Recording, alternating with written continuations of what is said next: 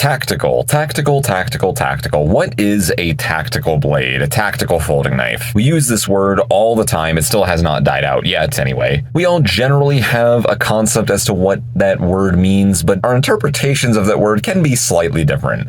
I wanted to make a video real quick showcasing some knives that I feel are tactical as far as my definition of that word is concerned. But first, feel free to subscribe, hit that little bell notification if you do not want to miss weekly knife and gun videos. Now, before I show you knives that I believe are tactical, let me show you a few knives that are almost tactical, almost just good enough to fit what I believe the criteria of tactical is, but they fall short in one or two areas. Now, what are all the areas that I believe make a knife tactical instead of just being an everyday carry knife or otherwise not a tactical knife? It's got to have range or reach, power or strength, strong locking mechanism, strong construction of the handle, strong blade, etc. Speed, it's got to be able to both extract and deploy quickly, as well as with only one hand. I believe any knife that requires two hands to open it is not a tactical blade. And finally, it's got to have some kind of a traction plan. The knife cannot slip or fly out of your hands under tactical circumstances. Even if it does not have texturing or very aggressive jimping, it at least should have a handle shape that will keep your hand attached to the knife without it flying out of it. So speed, range, strength, traction is what I believe makes a knife tactical. So again, first let me show you a few knives that almost fit all of this criteria. Let's start with this little guy right here. Cold Steel Engage, the lightweight variant in the 4116 SS. And by the way, blade steel, I don't really give a shit about blade steel when it comes to tactical use. As long as the knife is sharp, as long as that cutting edge is ready to make a cut, that's all that matters to me. Even really cheap ass knives out there that have very piss poor blade steels, they can still be sharpened to the point where the edge is sharp enough to cut through flesh, to cut through an attacker, an enemy, person trying to kill you, trying to mug you, rob you, whatever. A lot of people get the misconception that they need very high quality blade steels like S30V and very expensive blade steels in order for the knife to qualify as tactical. I completely disagree with that. As long as the blade is sharp for the moment you need to use it for that tactical situation, that's all I care about. Again, even really cheap knives, as long as they are sharpened for that situation, can be used in tactical situations. So I don't really care about the blade steel. Now this guy's got a very strong locking mechanism, the Atlas lock. It's got the speed, so we got some strength, we got some speed going here. We can extract it out of the pocket very easily. It's very slick right here, so it pulls out of the pocket just fine, it deploys just fine. But first off, it's small. And we got a 3-inch blade on here. This can be used to defend your life. It could work. I would want something at least 4 inches. That's usually my criteria anyway, but this almost could work, but the slickness of it in combination with the length of it being a little bit stubby is kind of what makes me worried. I mean, we do have strength with the locking mechanism. All in all, it's almost a tactical blade. It can flux into that use, I suppose. It's more an EDC knife to me, but just because it's slick and it's small, that's just kind of what keeps it out of the tactical criteria for me personally. I feel like if I was under a lot of stress, my hands were sweating, my adrenaline's going, and I yank this out of my pocket, it might just fly completely out of my hands. Because it's so small, thin, flimsy, and slick, there's just not a whole lot to hold on to here. Overall, I would give it like maybe a C- for tactical use. Not the worst, but I wouldn't pick that. Another one we have here, the CRKT Ritual. This has got a lot of range on it. Really long blade. Actually a great tactical blade. This makes an excellent slashing blade. Not the best for thrusting, although it could work for that, but slashes, you can't go wrong with this Persian style blade they put on the Ritual right here. It's assisted. So we got speed, that's no issue right there. It deploys every single time, whether you use the thumb stud and the flipper. We have options and versatility right here. That's also very good for tactical use, I say, because again, if your adrenaline's going, you may or may not remember the muscle memory you have for the particular knife you happen to be carrying that day. Liner lock, not the strongest locking mechanism out there, but again, for tactical use, I usually don't care if it's a liner lock, as long as the lockup's good, which this one's okay.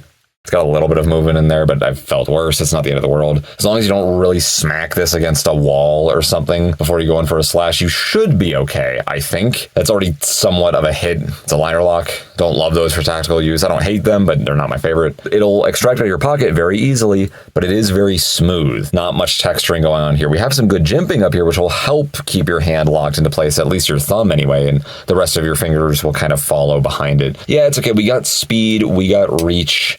We don't have the best strength here, and again, no traction. We have very pronounced cutouts right here, so your hand can lock into place just fine even without the texturing, but getting to that deployed position can be an issue. Same issue, almost as bad as the engage right here. If I'm extracting this out of my pocket, I don't want it flying out of my hand. If I'm sweaty, adrenaline's going, etc. Almost. I would give this like maybe a B minus for tactical use, something like that. It certainly can work, but if it just had texturing on here, it would be all set, I think. But because we don't, it's almost there. Not quite. Another cold steel, the Spartan. Now, this may make some people's jaws drop. How dare you say the Cold Steel Spartan is not a tactical blade? It almost is a tactical blade. Almost. We have the strength of that triad lock right there. We have texturing on here. We have a very enveloping handle. We have a big old broad long blade. It's a kukri style or kopis style, whatever you want to call it. Great for slashing. It's going to be good for thrusting. You can wave this out of your pocket, so that's going to help for speed as well. So we got range, speed, strength, very enveloping handle right here, despite not having super grippy side traction. It's good enough, but it's more about the handle shape itself. So why is this not a great tactical blade? Extracting it out of the pocket is the issue. Not deploying it. Deploying it's a-okay. That's very fast. Getting this out of your pocket's a problem because its pocket clip is so high up there. It's not easy to grip such a big, fat, heavy knife with very little clearance up there. But you could throw a lanyard on there. That'll probably help. In my experience, after opening it or waving it directly out of my pocket, I end up in a position kind of like this, and that's a little goofy. I would not like to be in this position in a tactical situation. I'd like to be up here. So it's almost a tactical blade. Again, I give this also like a B. It's got everything going for it except extraction. It's got deployment, almost there. It'll still work, but you got to practice with it. It's just not a go-to tactical blade for me. CRKT Foresight. No texturing on this one either. It's aluminum, so we have a slick handle, but again, because of these choils, even without any jimping up here, I don't even care. It really, really locks my hand in place, and I'm extremely confident. Even if my hand was really sweaty or drenched and whatever, I really don't think this would get knocked out of my hand very easily because of the shape of it. The sheer ergonomics are what carry this knife. It's got the speed. It's on a ball bearing track. No issues with that. It is just a flipper, so you're going to have to remember to open it that way. I feel like if you're in a stressful or life-threatening situation, you may not remember exactly what type of knife you're holding or carrying. You might think you're carrying one with a thumb stud, flipper, vice versa, and do the opposite movement that's required. Could happen, maybe. I don't know. I've never been in that situation yet, but regardless, we do have speed, all metal handle, big old broad blade. We got the reach. We got some strength. It's a liner lock again. Not crazy about liner locks. Don't hate them. Don't love them. Whatever. But really the only issue I have with this being a tactical blade is the extraction. Again, kind of like the Spartan. This is not a very easy knife to pull out of your pocket. In my experience, it gets stuck a lot. I don't have a problem with this pocket clip design. It is tipped down, which kind of sucks, but whatever. In my experience, it gets stuck. Just the sheer design of this pocket clip, it really likes to cling onto that fabric, and I end up yanking up the pocket with the knife rather than the knife independently from the pocket. Not great if that happens. That sucks. Sometimes I have to do a weird, like, grab it and babysit it kind of specific special treatment way to get this knife out in particular. I'm probably not going to remember that if I'm in a life-threatening situation again. So again, we got everything going for it except for extraction. So one more before I show you the actual tactical blades. Oh, I just flashed it down there. Cold Steel Espada, the premium version with the S35V and blade steel aluminum bolsters and the non-textured G10 handle scales. Very beautiful knife. We got the reach. Again, triad lock. We got the strength. You can wave this off of your pocket. Speed, totally fine, but no texturing anywhere other than perhaps the thumb plate. That's the only jimping this guy's got is that thumb plate right there. Everything else is slick. It's very, very slick. And we do have some choils right here, so if I was in this position, locked and ready to go, I'd be okay with that. I think it would be just fine as a tactical blade, honestly. This blade is completely menacing. It's perfect for tactical use, thrusting, slashing. But again, because we don't have texturing on here, I don't know how confident I would be with attempting to wave this out of my pocket in a life-threatening situation. I can do it when I'm messing around in my room, having fun with it just fine, just like anyone can on the internet. But when you're actually in that situation, would this actually successfully wave off of your pocket and you'd successfully grip it in its proper position without it flying out of your hands? I don't really know. Again, close, this could work. It could, but I'd much rather just have the G10 version. So there goes all of our honorable mentions for tactical blades. I mean, all those knives I just showed you there could work for tactical use. Maybe. I'm not saying they're bad. I'm just not saying they're great. Now let's show you some knives that I think are tactical. First off, the Spyderco Mannix XL. We certainly have the reach. We have a very strong locking mechanism, the cage ball bearing lock. It's fast. It flicks open every single time. No problems extracting that. There's a lot to hold on to. You can throw on a lanyard if you want even more leverage. Just no issues whatsoever. We got very nice textured G10. There's jimping all over the place. You're not going to have any issues with the texturing or this flying out of your hands. Nothing. Great jimping on the thumb ramp, just like all Spydercos do. I just wish these things weren't so damn expensive. But other than that, great tactical blade. Absolutely. It's like a 10 out of 10. CRKT APOC. This one's kind of an oddball knife, but totally fine. It's a frame lock. It looks like a liner lock, but I think that's technically the frame, actually. So your grip will kind of help enforce that down. We have side traction on the G10 handle scales right here. It's on ball bearings. It's fast. It's a manual flipper, but it deploys every single time. No issues with that pocket clip. And again, because of that traction plan right there, we can extract this out easily, deploy it easily. Not too worried about it flying out of my hand. We got a lot of reach here. Long blade. Great knife. Very good tactical blade, actually. Cold Steel, Black Talon 2. We certainly have the traction on the G10 once again. You can wave it off of your pocket because of that thumb plate, so we certainly have the speed. We certainly have the reach once again. And tell me that it's not a tactical blade right there. No, it's not going to be great for thrusting, but it's going to be pretty much great at everything else. Slashing, hole cutting. That reverse curve is extremely menacing and is specifically designed to cut through human flesh, bone. You can grip onto their bone for control or manipulations. That's more like knife fighting techniques. Most of us don't really know about any of that, but great tactical blade. And then, of course, triad lock. Can't go wrong with that strength. CJRB. Caldera. Look at the APOC back in frame right there. G10, again, nice and textured. Liner lock, whatever. It's on ball bearings. It's fast. We have two different methods of deploying this guy. We got the speed. We have enough reach. It's not a super long blade or anything, but we have a lot of handle to grip onto here. We have almost a Santoku style blade right here, so it's going to be great for chopping. It's very strong. And we still have a tip right here, so it can also be good for thrusts. Great tactical option. Another Cold Steel. Recon 1, of course, this is one of my go-tos. Triad lock, no introduction. Side traction on the G10, 4-inch blade, a lot to hold on to. Great ergonomics, no problems with the pocket clip. There's just enough clearance right there. Great knife, great for tactical use. CRKT Otanashi no Ken. G10 on this side, it's steel on the other side, but I still think that's good enough. It's a frame lock, and you can use the locks mechanism on there to enforce it if you wish. Totally a lot of reach right here. Basically is a fighting blade. It's a traditional style Tonto. Great for thrusting. For sure. A lot of reach here, a lot of strength, texture. It's got it all. There's Spyderco Resilience, lightweight, just above a 4-inch blade on this guy. We have the texturing on the Efferon handle with their volcano grip. Extracts out fine, deploys nice and fast. No issues there. We got a thumb ramp if you wanted to scooch up here, although I'd probably go down here for tactical use. Liner lock, it's a beefy liner lock, but these can fail if you spine whack them. You just got to make sure you don't spine whack them, which usually won't happen in a tactical situation, I don't think.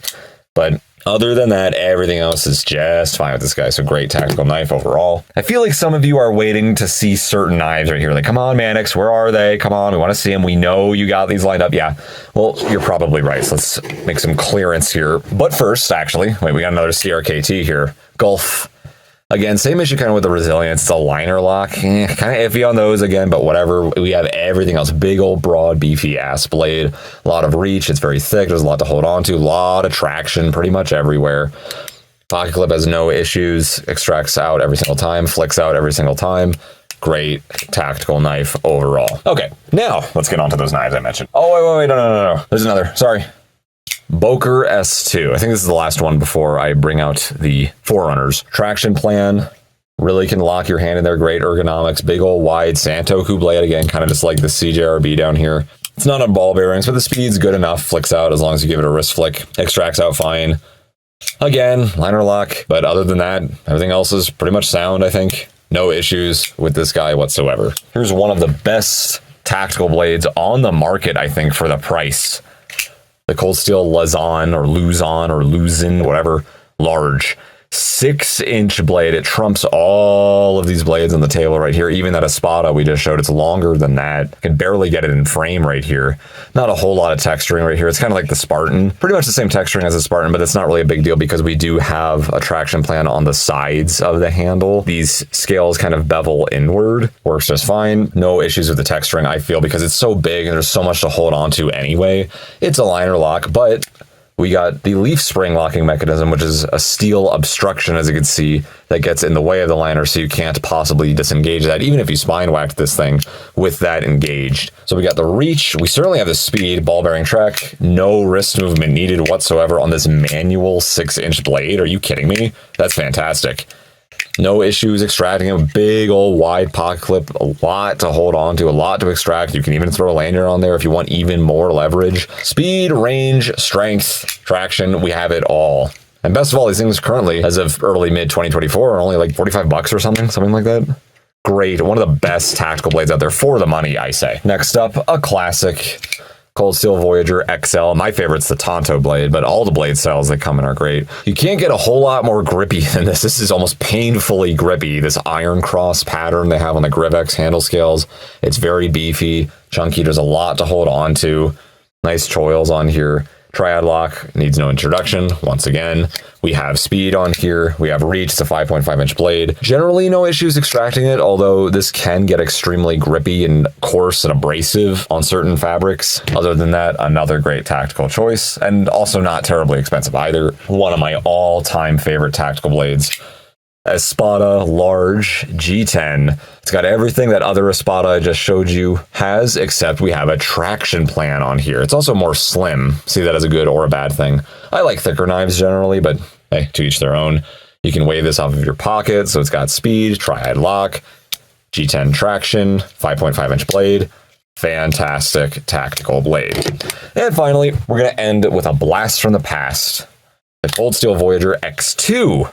6-inch blade. We've got textured Zytel handle scales on here, so not quite as aggressive as the Iron Cross pattern, but I think aggressive enough. It's a lockback, not a triad lock, but I think lockbacks are just fine, generally speaking, for tactical use. No issues there.